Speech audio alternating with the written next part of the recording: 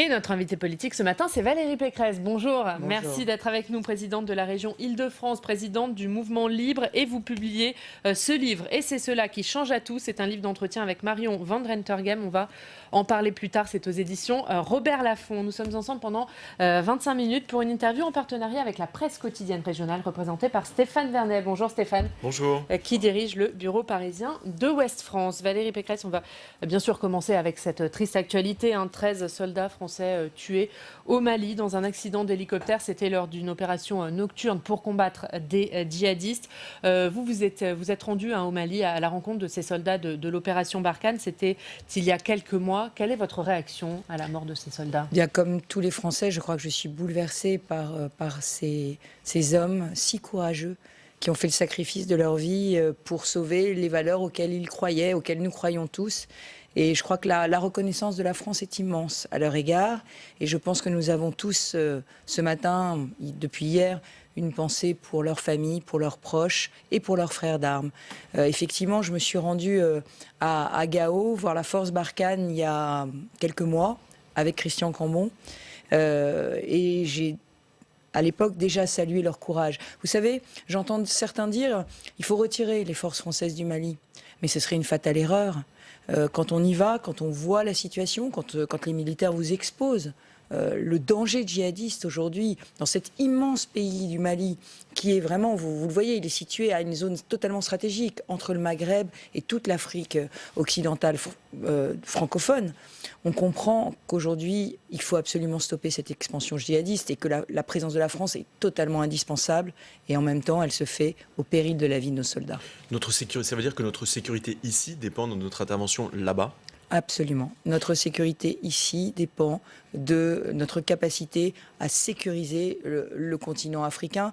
Il y a de toutes les façons, et on le sait bien, aujourd'hui une urgence africaine pour l'Europe, une urgence de co-développement et une urgence de stopper l'avancée de toutes ces idéologies qui sont des idéologies terroristes et meurtrières et qui visent à tuer la civilisation que nous représentons. Le sénateur Cambon le disait à l'instant, tout comme vous, la France ne peut pas s'en aller du Mali. La question, c'est y rester combien de temps ? Je ne peux pas répondre à cette question. Et je pense que personne ne peut y répondre. La vérité, c'est que moi, je plaide pour un engagement beaucoup plus fort européen en Afrique. Je plaide comme le sénateur Cambon, que d'autres pays d'Europe interviennent. C'est la clé, en fait. La proximité avec Christian Cambon ne m'étonne pas sur ce sujet. Non, je plaide pour un double plan européen, un plan Marshall de co-développement, parce que la question des migrations et la question du réchauffement climatique font qu'aujourd'hui, nous avons besoin d'un continent africain qui se développe. La croissance démographique de ce continent, aujourd'hui, nous impose de l'aider, et aussi un plan d'aide et d'accompagnement de la sécurité là-bas. Un plan européen. Là encore, c'est quand même extravagant que seule la France se charge du fardeau de ces opérations extérieures, de ces OPEX, qui coûtent évidemment très cher. Nous sommes peut-être les seuls à pouvoir les effectuer. Mais encore faudrait-il que l'Europe y contribue, bien évidemment. Et ça, c'est une négociation qui doit se mener. Valérie Pécresse, on va parler du reste de l'actualité. Les sujets sont nombreux, à commencer par cette journée de mobilisation des agriculteurs. Il y a 1000 tracteurs qui convergent en ce moment vers l'Île-de-France, vers Paris. Est-ce que vous comprenez la colère des agriculteurs et la méthode employée aujourd'hui ? Moi, je suis contre le blocage, je suis contre les blocages parce que je pense que les Français sont fatigués. Il y a une immense tension dans le pays. Et puis, il y a une tension sociale aussi. Les Français ont du mal à vivre décemment de leur salaire. Donc, les priver du droit d'aller travailler, pour moi, c'est une atteinte à leur liberté. Néanmoins, j'entends les inquiétudes et les préoccupations des agriculteurs qui sont les mêmes, peu ou prou, que dans d'autres professions. Le gouvernement a fait des promesses et il ne les tient pas. Moi, j'appelle le gouvernement à tenir ses engagements. Quand on vote une loi où on dit qu'on va aider puissamment l'agriculture, on doit être au rendez-vous.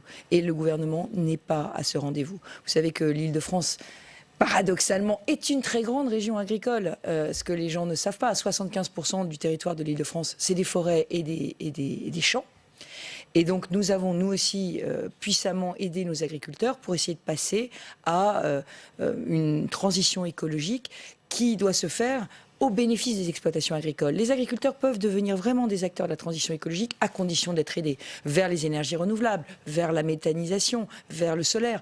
et aussi vers une production beaucoup plus saine, mais ça nécessite vraiment qu'on les aide. Je pense aux zones de non-traitement. Vous voyez, les pesticides présentent un danger, c'est l'ANSES qui le dit, l'agence sanitaire qui le dit, mais établir des zones de non-traitement aux pesticides, ça va coûter. Donc on ne peut pas laisser les agriculteurs seuls face à cette transition écologique. Sur la question spécifique de l'agriculture et de la situation des agriculteurs, quand vous dites que le gouvernement a fait des promesses qui ne sont pas tenues, à quoi est-ce que vous pensez précisément? Les insuffisances de la loi Egalim? Absolument, je pense que la loi Egalim, non, la loi Egalim a posé un certain nombre d'actes avec un accord relatif avec la profession agricole. Après, c'est une question de moyens. Je pense qu'aujourd'hui, on doit aider davantage nos agriculteurs à faire face à cette nécessaire transition écologique. C'est ce que je fais en Ile-de-France. Nous avons mis 2 millions d'euros supplémentaires quand on a eu l'avis de l'ANSES qui disait qu'il fallait reculer les zones d'épandage de pesticides de 5 à 10 mètres des habitations. On est une zone très agricole, mais on est une zone très urbaine aussi, très urbanisée. Donc tout de suite, j'ai dit, si l'ANSES le dit, on va le faire, mais on va aider les agriculteurs. Et on va se réunir pour savoir qu'est-ce qu'on fait sur ces bandes qui vont être laissées en friche. Parce que les friches, ça devient des dépôts sauvages, ça devient des terres inutiles. Donc évidemment, il faut qu'on ait ce dialogue et ça coûte de l'argent d'aider nos agriculteurs. Par ailleurs, moi je suis favorable à ce qu'on mette en place des barrières environnementales aux frontières. Nous ne pouvons pas laisser rentrer en France des produits qui ne respectent pas du tout les normes qu'on impose à nos agriculteurs. Ça, c'est totalement injuste et je comprends la colère des agriculteurs sur ce point. Autre sujet, autre colère, c'est lié à la réforme des retraites. Édouard Philippe, hier, a rencontré les parlementaires de la majorité. Il affiche sa détermination et leur demande de faire de même. Est-ce qu'il a raison d'être aussi déterminé? Cette réforme, c'est une réforme qui est insaisissable. Nous avons, quand j'étais au gouvernement et quand j'étais dans la majorité, nous avons fait trois réformes des retraites. Nous les avons menées à bien, mais parce que nous avons dit la vérité aux Français. Nous avons agi dans la transparence et la clarté. Nous leur avons dit quels efforts... aux Français Non, il ne leur dit pas la vérité. Il ne leur dit pas quels efforts ils doivent faire. Il doit leur dire la vérité. On doit savoir si on va devoir travailler ou non plus longtemps. Parce que ça, pour l'instant, c'est très flou. Et on doit savoir aussi quels vont être les avantages qui vont être reniés. Parce que je suis désolée de vous dire qu'il peut y avoir des réformes qui sont très injustes. Le gouvernement parle des privilégiés. Est-ce que les femmes qui ont élevé 3 enfants sont des privilégiés? Il faut savoir qu'une femme qui a élevé 3 enfants a une majoration aujourd'hui de retraite de 20%. Mais 80% des femmes qui ont eu 3 enfants ont, à un moment donné de leur carrière, arrêté de travailler ou se sont mises à temps partiel. 80%. Alors, elles ne l'ont pas fait parce qu'elles savaient qu'elles auraient une majoration de retraite. Mais néanmoins, vous savez, il y a des choix de vie qu'on fait. Et ces choix de vie, on les fait en fonction d'un environnement, en fonction de règles du jeu. Donc c'est une réforme qui va pénaliser notamment les mères de famille. Je n'en sais rien. Le gouvernement doit nous le dire. Il faut qu'il nous dise la vérité sur cette réforme. Aujourd'hui, il avance masqué et je pense que c'est très anxiogène et ça contribue à coaliser contre cette réforme tous les Français en réalité. Édouard Philippe devrait s'exprimer à l'issue du Conseil des ministres aujourd'hui. Est-ce que vous pensez justement qu'il va préciser enfin un certain nombre de choses? Ou alors est-ce qu'on va devoir attendre une quinzaine de jours pour avoir des annonces, comme le disait hier sur ce plateau Gilles Legendre par exemple? Franchement, c'est quoi ce tempo en fait? C'est maintenant ou il faut encore attendre? Je vais vous dire, la logique, c'est qu'il y a des élections municipales en mars. Le gouvernement ferait mieux de gouverner la France plutôt que de faire de la petite tactique politicienne pour essayer d'avoir des bons résultats au municipal. Parce qu'en réalité, c'est ça qui est en jeu. C'est ce qu'ils sont en train de faire, vous pensez? Je pense qu'il y a des arrière-pensées. Parce que Jean-Paul Delevoye, ça fait 2 ans qu'il travaille. Donc je pense qu'il a une copie à présenter. Le corps a donné les chiffres des déficits des retraites. Donc on a aujourd'hui sur la table l'essentiel du diagnostic. Le problème, c'est que le gouvernement ne veut pas se dévoiler. Et vous savez, quand c'est flou, il y a un loup. Il faut absolument qu'il dise la vérité, qu'il agisse en clarté. Parce que sinon, évidemment, personne ne peut soutenir une réforme qu'on ne connaît pas. Et pour vous, ça se fera après les municipales, pas dans 10 ou 15 jours? Et moi, j'ai une énorme crainte sur un blocage général parce que, et je le dis dans mon livre, vous savez que j'ai réformé l'université. Cette réforme que Nicolas Sarkozy avait voulu était une réforme très difficile. On n'a pas du tout utilisé la même méthode que le gouvernement. On a utilisé une méthode d'abord de concertation, comme le gouvernement, mais ensuite on a mis sur la table ce qu'on voulait et puis après on a négocié des améliorations. Mais il faut d'abord mettre une copie sur la table. On ne peut pas négocier avec des syndicats sans mettre une copie sur la table. Va-t-on travailler plus longtemps ? Bien sûr, il faut qu'on travaille plus longtemps. Va-t-on tenir compte de la pénibilité de certains métiers ? Va-t-on mettre fin aux régimes spéciaux ? Mais dans quel calendrier ? Aujourd'hui, on nous dit on va négocier par profession.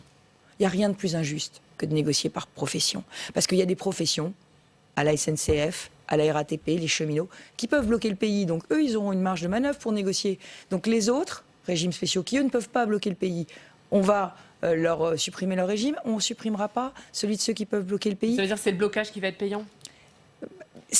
On ne connaît pas, on ne connaît pas. Voilà, je demande au gouvernement de clarifier ses intentions, de nous dire la vérité, parce que tant qu'on ne la connaît pas, on ne peut pas se positionner, et c'est très anxiogène. Par rapport à cette crainte du blocage, est-ce que vous pensez que même, mettons, si le gouvernement clarifiait ses positions aujourd'hui ou d'ici cette fin de semaine et disait les choses très clairement, est-ce que c'est encore possible d'éviter un affrontement majeur le 5 décembre, compte tenu de l'état de tension du pays ? Moi, je ne veux pas le blocage du pays. Donc j'attends du gouvernement qu'il fasse des gestes. On peut encore l'éviter ? Vous pensez que c'est encore possible ou c'est déjà trop tard ? Mon intime conviction, et là encore je l'exprime dans mon livre, c'est que la fin des régimes spéciaux, nous aurions dû la proposer pour les nouveaux entrants. Pourquoi ? Parce que, là encore je vous le dis, changer les règles du jeu en cours de route, c'est très compliqué. Vous avez des personnes qui ont travaillé 20 ans, 30 ans, qui n'ont pas mis d'argent de côté parce qu'ils avaient calculé que leur retraite suffirait pour vivre. Enfin, vous voyez, on fait des choix de vie en fonction d'une règle du jeu. Alors, il va déjà falloir annoncer aux Français une très mauvaise nouvelle, c'est que compte tenu de la démographie du pays, il va falloir travailler plus longtemps. Déjà, c'est une très mauvaise nouvelle, mais je pense que si l'objectif c'est de sauver sa retraite, les Français sont prêts à faire cet effort, avec la prise en compte des métiers pénibles. Mais une fois qu'on a dit ça, première très mauvaise nouvelle, rajouter le changement de toutes les règles du jeu, y compris, je vous le dis, pour des mères qui ont élevé 3 enfants, enfin, voilà, ça me paraît charger la barque trop. Les réformes cathédrales, les réformes parfaites, les réformes trop importantes coalisent les oppositions, et c'est comme ça qu'on échoue. Un mot sur la proposition de loi de Bruno Retailleau, qui veut instaurer un service minimum obligatoire, quitte à réquisitionner des grévistes. Ce sont des propositions que vous avez déjà portées, vous, depuis de nombreux mois. Est-ce que c'est le moment de remettre ce genre de propositions sur la table, selon vous ? Est-ce que Bruno Retailleau a raison de le faire ? D'abord, dire que moi, je souhaite que le service minimum soit fait par la RATP et la SNCF la semaine prochaine. Je l'ai dit devant une délégation de la CGT que j'ai vue hier en gare de Juvisy. Je leur ai dit... Donc la semaine prochaine, quitte à réquisitionner des grévistes Non. Aujourd'hui, il y a un contrat qui lie la région de France Mobilité avec la SNCF et la RATP, dans lequel le service minimum est une obligation contractuelle de la SNCF et de la RATP. Donc moi, je demande à la SNCF et à la RATP de respecter cet engagement. Et comment on fait s'il y a trop de grévistes ? Ils le font aujourd'hui. Vous savez que la RATP fait un formidable travail. Il faut conduire les trains par des cadres du siège qui acceptent de venir pour l'image de l'entreprise et pour que la qualité de service de l'entreprise ne soit pas abîmée lorsqu'il y a des grèves. Donc il faut savoir qu'il y a un formidable travail qui est fait sur la base du volontariat pendant les grèves pour faire fonctionner le service minimum. Et moi, j'attends ce service minimum. Et si ce service minimum n'est pas fait, j'attends qu'on rembourse. Parce que la SNCF a remboursé lors de la dernière grève uniquement les usagers des grandes lignes. Il y a 4,5 millions de personnes qui prennent les transports en commun tous les jours en Ile-de-France. Ils ont aussi le droit au remboursement si le service minimum n'est pas fait.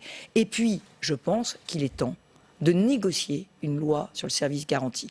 Mais là où je ne rejoins pas forcément Bruno Retailleau, c'est que je pense qu'il faut convaincre les syndicats qu'aujourd'hui, au XXIe siècle, on ne peut plus avoir des grèves aussi conflictuelles. Ça n'est pas possible. Aujourd'hui, il y a trop de personnes qui dépendent des transports en commun pour aller travailler. Ça n'est absolument plus envisageable que les heures de pointe ne soient pas sanctuarisées. Il faut d'abord discuter avec les syndicats avant de présenter cette proposition de loi. Il faut qu'on mène une concertation, et moi je suis favorable à, comme le propose Bruno Retailleau, qui est un service minimum garanti aux heures de pointe, qu'on sanctuarise les heures de pointe. Je l'avais déjà proposé il y a quelques années quand j'étais députée.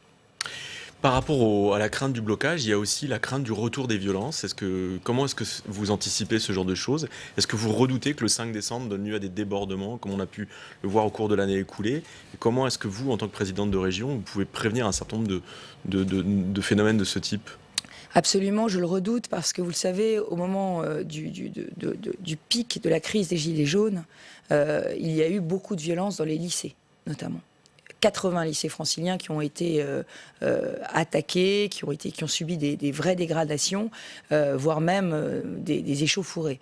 Et beaucoup de départs de feu, notamment. Ça, c'est l'effet Instagram. Il faut mettre le feu. Bon. Je ne ferai pas de commentaires, mais je pense que tout ça est extrêmement grave. Et le pays est dans une situation de grande tension.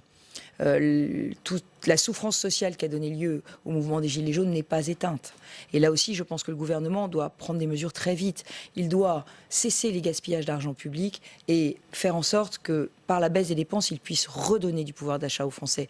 Vraiment, c'est pour moi une urgence. Je sens la montée de la précarité en Ile-de-France. Et vous savez, alors, dans on le a budget fait... qui est à l'heure actuelle examiné au Parlement, il y a des baisses d'impôts, du pouvoir d'achat qui est redonné aux ménages. C'est pas bon ça pour vous? Pas suffisant. Pas suffisant du tout. Il faut qu'aujourd'hui, on gagne plus avec son salaire. Et c'est vraiment une urgence. Nous avons fait une étude aujourd'hui sur les franciliens qui prennent le métro. On a fait une étude pour leur demander leur avis sur toute une série de sujets. On leur a demandé quelle était leur première préoccupation aujourd'hui. Eh bien, leur première préoccupation aujourd'hui, c'est la montée de la pauvreté, devant le chômage et devant l'insécurité. C'est la première fois que nous avons ce type de remontée. Et ça veut dire que cette question de l'appauvrissement est perçue par des gens qui travaillent, qui sont des abonnés au métro, donc de la classe moyenne, et qui sentent un appauvrissement et un problème de pouvoir d'achat. Donc cette question du pouvoir d'achat, elle n'est pas réglée, loin de là, par les concessions du gouvernement. Puisqu'on parle de précarité, ce sont les étudiants en ce moment qui sont mobilisés. Ils dénoncent leur précarité. Vous avez été, vous, ministre de l'Enseignement supérieur. Qu'est-ce que vous pensez de ce mouvement des étudiants ? Alors d'abord, Qu'est-ce qu'il faut faire? Qu'est-ce que l'État doit faire? Il faut dire que les frais d'inscription universitaire en France sont parmi les plus bas d'Europe. Et ça, c'est une fierté française. Nous avons vraiment la possibilité de poursuivre des études supérieures en ayant des frais d'inscription qui sont très peu chers. Un étudiant coûte 12 000 euros par an. Les frais de scolarité sont à 170 euros. Mais il y a un vrai coût de la vie étudiante. Et il faut le prendre en compte. En Ile-de-France particulièrement, où nous avons beaucoup d'étudiants, 500 000 étudiants, nous avons créé et construit, depuis que je suis élue, 8 000 places de logement étudiant. Et nous avons surtout, avec les bailleurs, une convention. Lorsque nous subventionnons un logement étudiant, nous demandons à ce que les charges qui sont demandés aux étudiants ne dépassent pas un plafond, de façon à ce que les étudiants puissent avoir un meilleur niveau de vie. Et c'est vrai que la question du logement est cruciale, et il faut avoir une politique du logement encore plus offensive, notamment dans les grandes métropoles. Les étudiants vont se joindre au mouvement de grève du 5, on les verra dans la rue. Vous évoquiez les lycéens aussi tout à l'heure, on peut revenir sur cette question. Vous pensez qu'il peut se passer quelque chose au niveau des lycéens, notamment en région parisienne, au moment des Gilets jaunes, qui se mobilisent à nouveau? Au moment des Gilets jaunes, j'ai eu la surprise de voir effectivement des mouvements lycéens sans revendication politique. Et ça, c'est une grande surprise. Parce que, normalement, lorsqu'il y a des mouvements dans les lycées, eh bien, il y a toujours une réforme, un mot d'ordre politique, un mot d'ordre qui concerne les lycéens. Là, c'était la première fois qu'il n'y en avait pas. Ça veut dire quoi? Ça veut dire qu'il y a des forces politiques qui, aujourd'hui, instrumentalisent les mouvements de jeunesse. Et ces forces politiques entraînent effectivement les jeunes, que ce soit les étudiants ou les lycéens, à se mobiliser aujourd'hui contre le gouvernement. Et même parfois sans mot d'ordre politique. C'est qui ces forces politiques? Vous pouvez les citer? C'est clairement les Black Blocs et tous ceux qui sont autour d'une mouvance pour laquelle la France insoumise a beaucoup de complaisance. On va parler des relations entre l'État et les collectivités. On a vu Emmanuel Macron et Édouard Philippe faire des déclarations d'amour aux maires la semaine dernière. Comment vous qualifiez les relations entre l'État et les régions? Moi, il y a clairement un pacte de confiance qui a été rompu. Moi, j'ai des engagements signés de l'État. Ça s'appelle le contrat de plan État-région. Et ça concerne un sujet majeur en Ile-de-France, notamment les transports. Et dans ce contrat de plan État-région, l'État, l'année prochaine, doit me donner 400 millions d'euros. La région met 800 millions. Et Eh bien, aujourd'hui, c'est 190 millions qui sont proposés à la région. Or, j'ai le président de la République qui dit les transports des quotidiens sont ma priorité. J'ai le Premier ministre qui dit nous voulons absolument que les transports fonctionnent. Et la vérité, la réalité est tout autre. Donc nous sommes en crise. Il y a discours et les actes ne suivent pas. Nous sommes en crise de confiance totale. L'État ne remplit pas ses engagements. Et je suis désolée de le dire, là encore, c'est faute de courage. Au lieu de supprimer les gaspillages d'argent public et de se mettre vraiment au travail pour faire des économies là où on gaspille, et je suis prête à le prouvé dans mon livre, j'explique où l'État gaspille l'argent. Eh bien, au lieu de récupérer cet argent et de le mettre sur les investissements stratégiques. Les transports sont stratégiques pour toutes les régions de France. C'est le désenclavement, c'est le développement économique, c'est l'emploi, c'est la dynamique. Et donc, nous avons besoin de cet argent. Nous avons des sous-investissements de la SNCF depuis 30 ans sur tous les transports du quotidien. Alors, on ne peut pas parler et faire le contraire. Et le décalage entre les actes et les mots du gouvernement est totalement délétère. On va parler de votre livre, justement. Vous l'avez dédié à Jacques Chirac. Vous commencez par ça à Jacques Chirac. C'est l'occasion aussi pour vous de revenir sur la relation qui vous unissait. Comment aujourd'hui vous projetez dans un futur politique, dans un paysage qui a profondément évolué. Le livre vous permet aussi de prendre cette distance-là. Alors c'est un livre qui raconte beaucoup des coulisses de la politique, c'est vrai, et notamment comment Jacques Chirac m'a appris par exemple à embrasser.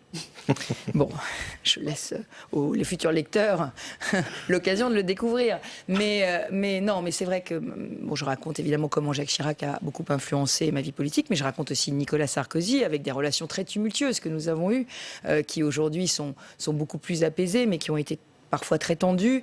Et je raconte aussi la droite, comment la droite est arrivée dans l'impasse dans laquelle nous sommes aujourd'hui, et comment desserrer cet étau entre Marine Le Pen et Emmanuel Macron. C'est même le début de votre livre. Vous expliquez pourquoi vous avez quitté les Républicains, pourquoi à ce moment-là. Il y avait besoin de l'expliquer ? Bah oui, mais vous savez, il y a un moment, on ne peut pas se laisser piétiner sans réagir.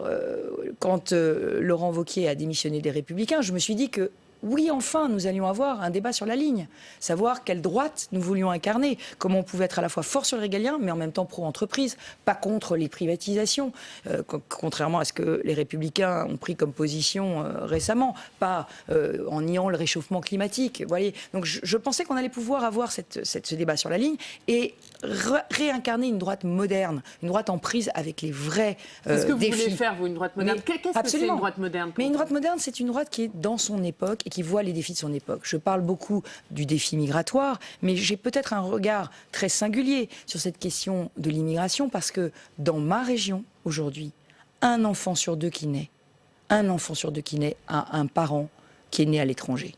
Un enfant sur deux. Donc la question de l'intégration, la question du patriotisme, la question du rêve français sont des questions cruciales. Et quand j'entends le président de la République nous dire on va lutter contre le communautarisme, je lui dis mais avant de lutter contre le communautarisme, essayons peut-être de porter un projet de cohésion nationale, un projet de francisation. C'est quoi être français aujourd'hui ? Le mot francisation, c'est le mot que les Québécois utilisent quand ils reçoivent des migrants chez eux et quand ils les accueillent pour justement que leur langue ne disparaisse pas, que leurs valeurs ne disparaissent pas, que leur mode de vie ne disparaisse pas. Donc il y a toute une réflexion à avoir, mais une réflexion sur la France d'aujourd'hui. Et la laïcité est au cœur aussi de mes réflexions. Dans votre livre, vous clarifiez, si nécessaire, s'il y avait besoin, votre position vis-à-vis d'Emmanuel Macron. Vous dites d'ailleurs qu'il vous a contacté au moment des européennes, mais vous précisez que jamais vous ne le rejoindrez. Est-ce que, une fois que cette clarification vis-à-vis d'Emmanuel Macron est faite, il ne faut pas clarifier votre position vis-à-vis des Républicains ? Quelle est aujourd'hui votre place à droite ? Mais je crois que si nous voulons réincarner une alternance crédible à Emmanuel Macron, il faut que nous allions récupérer tous les électeurs que nous avons déçus. Et pour cela, je pense qu'il faut une droite sur 3 piliers. Une droite conservatrice, c'est les LR, ils occupent cette place, et ils l'occupent, et il faut qu'ils continuent à l'occuper. Un centre qu'il va falloir faire revenir vers nous, et puis, une droite moderne. Et cette droite moderne, j'assume, elle est plus écologique, elle est plus laïque, elle est aussi plus féministe. Parce que, pardon de vous dire que la place des femmes, aujourd'hui... vous en parlez beaucoup d'ailleurs dans votre livre. Mais et de votre difficulté à vous imposer en politique en étant une femme. Vous dites même d'ailleurs que c'est ça qui vous a donné envie de faire de la politique. Absolument, mais j'ai jamais voulu jouer ma petite victime. Donc je n'ai jamais raconté tous les coups fourrés, toutes les embûches, tous les obstacles qu'ils m'ont mis, à la fois mes amis et mes adversaires, pour empêcher mon arrivée à la tête de la région Île-de-France. Et avant cela, ma nomination comme ministre. Je raconte comment Claude Allègre a essayé d'intriguer pour prendre ma place, comment j'ai été finalement sauvée par l'intervention de Nicolas Hulot, qui ne me connaissait pas, mais qui était contre, évidemment, Claude Allègre sur ses positions contre le réchauffement climatique. Je raconte comment, quand j'ai voulu me présenter à la tête de l'Île-de-France, on a dit « mais on ne va pas investir une nana, comment on m'a fait des coups montés incroyables, qui auraient pu se terminer devant la justice. Enfin, on m'a accusé d'avoir causé un accident de voiture et de m'être enfui. Enfin, voilà. Donc je raconte tout ça et je raconte à la fois la violence de ce milieu, mais aussi en même temps mon envie de continuer. Parce que beaucoup de femmes qui ont lu le livre me disent merci de l'avoir écrit. Des femmes qui s'engagent dans les municipales, des femmes qui s'engagent dans les départements, dans les régions, parce qu'elles vivent la même chose que moi au quotidien. On leur dit vous avez couché pour réussir. Comme m'a demandé Laurent Ruquier dans ma première émission politique. Vous voyez, on leur dit ça. Donc il faut témoigner. Dernière question, Stéphane.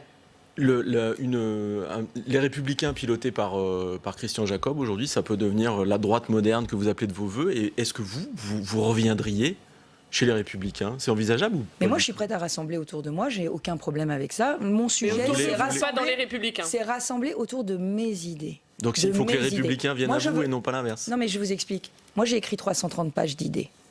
Eh bien, j'attends que quelqu'un fasse le même travail. Que quelqu'un au LR fasse le même travail. Et j'attends aussi de savoir quelle est leur réaction. Bruno Retailleau aussi, il a écrit un livre avec ses propositions, ses idées. Eh bien, Bruno est comme moi, il a été empêché de se présenter à la présidence des Républicains lui aussi. Donc le sujet aujourd'hui, c'est quelle est la droite qu'on veut? Est-ce que c'est la droite de Bruno Retailleau? Est-ce que c'est la droite de Valérie Pécresse? Est-ce qu'on peut faire un programme C'est pas la commun? même droite. Il y a une synthèse possible? Ah non, c'est pas les mêmes propositions. Il y a une clairement. synthèse possible? Ben, il faut une synthèse à un moment donné, mais la question c'est autour de quelles idées. Et moi je le dis vraiment, je pense qu'en matière économique, la droite se fourvoie à ne plus être libérale. Et je le dis, quand on va voter avec la France Insoumise contre la privatisation du concessionnaire d'Aéroports de Paris, parce qu'on ne privatise pas l'aéroport bien évidemment, hein, on donne en gestion privée l'Aéroport de Paris, moi je voudrais comprendre. Pourquoi les Républicains ont pris cette position?